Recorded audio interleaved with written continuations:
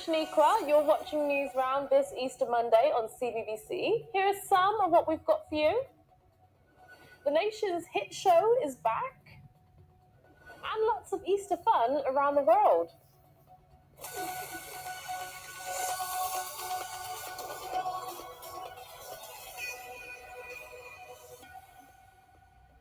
But first, you might be spending some of Easter Monday at the playground today, but a new report says that children's access to play spaces like playgrounds isn't equal throughout the UK, and with children in some areas having better facilities than others. Well, Ricky's been speaking to some of you about the issue. Play is important because otherwise you'll just be sitting inside all day for our emotional growth and good entertainment. You can use imagination and you're also learning at the same time. It's very, very good for your mental health, and also it's an extremely fun thing. Figures show that over recent years there has been a big reduction in the number of playgrounds and how much local councils are willing to spend to keep them open. We're in London today, where children have access to around 5 times fewer public playgrounds than other kids in different parts of the country. On average, more than 850 children have to share a playground here, but that figure is very different depending on where you live. In some parts of the country, it can be less than half that number, and in other parts, it can be fewer than 200. As 1 in 5 children in London don't have access to a garden or outside space, facilities like these are really important. The Triangle Adventure Playground is one of the oldest in the UK. It's where children can come, relax, have fun, and meet loads of other kids their age. I think this is a special playground because, well, it's not just certain people who get to come here. Anybody gets to come here. To me, it has felt like basically a community, like a home. A few years ago, this playground was facing difficulties, but thanks to fundraising and support from those living nearby, it was able to continue running. But that hasn't been the case everywhere. Do you guys think there should be more playgrounds in your local area? We know that play is crucial for children's development and for just childhood being fun, and so it's really important that all children have access to playgrounds. And there's certainly differences and inequalities in terms of how easy it is for children to get to playgrounds, but perhaps even more importantly, the quality of the playgrounds when they get there. Are they exciting spaces for children to go to, or do they go once and then they're bored? This park in East London is considered to be one of the best. In fact, it's even won awards. So what makes a good play park? I'm meeting the designer Jeanette Emery-Wallace. Yeah, we really wanted to create something that was really challenging to children and also to sort of their imagination to run wild. Certainly does that. Look, this is my favourite part here. So this was inspired by Dormouse homes. So again, it's about creating challenge, different ways to climb, slide, and reach the top. So the UK seems to have this reputation where our parks are a little bit grey and boring. Why is that? I think we've got a society that are slightly risk averse at the moment, and we tend to sort of bubble wrap our children a bit too much, so we don't let them out enough to have their freedom and explore. So I think sort of playgrounds like this are trying to sort of change that and allow children just to have that freedom. How many playgrounds there are in different regions and how good the facilities are is something campaigners want to see change. Organisation, the Association of Play Industries, has been calling on the government to invest more money to ensure equal access for all to public play spaces.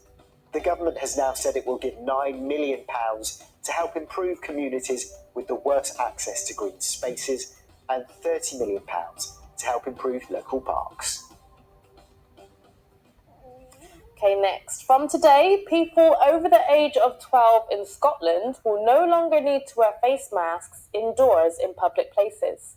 It's the last part of the UK to remove the legal requirement, and the Scottish Government has advised people to continue wearing face coverings while COVID case numbers remain high. Okay, next. It's the Easter bank holiday weekend, so we want you to tell us what you're up to with the extra day. So maybe you're chilling with friends and family. Well, get online and tell us your Easter Monday plans.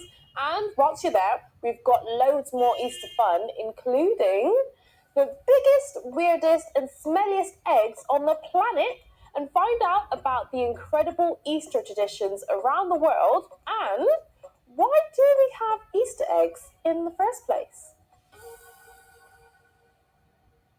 And keeping with the Easter vibe, Hayley has this week's happy news, and I hear it's excellent.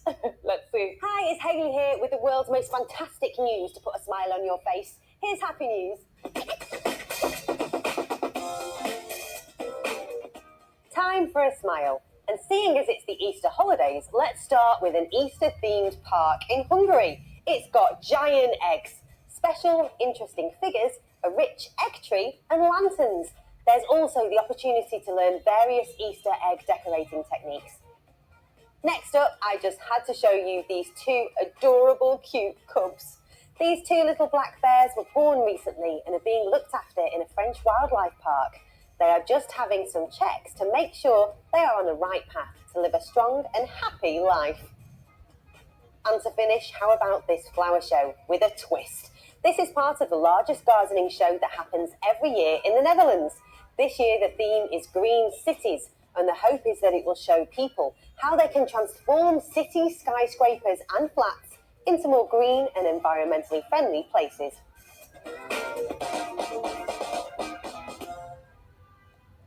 Thanks, Hayley. Now it's time for a quick look at the footy.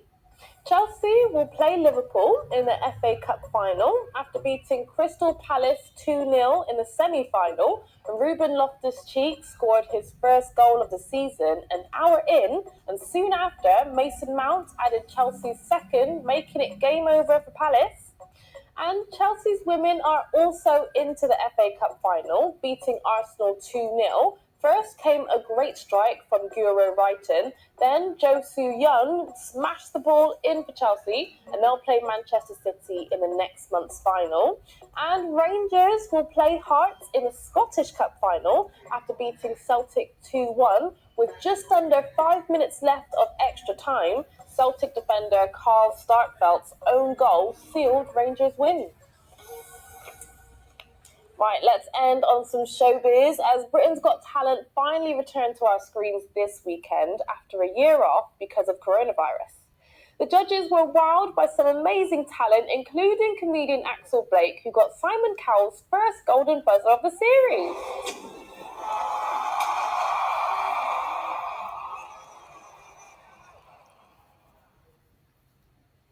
Right, that's all our time. See ya. Bye.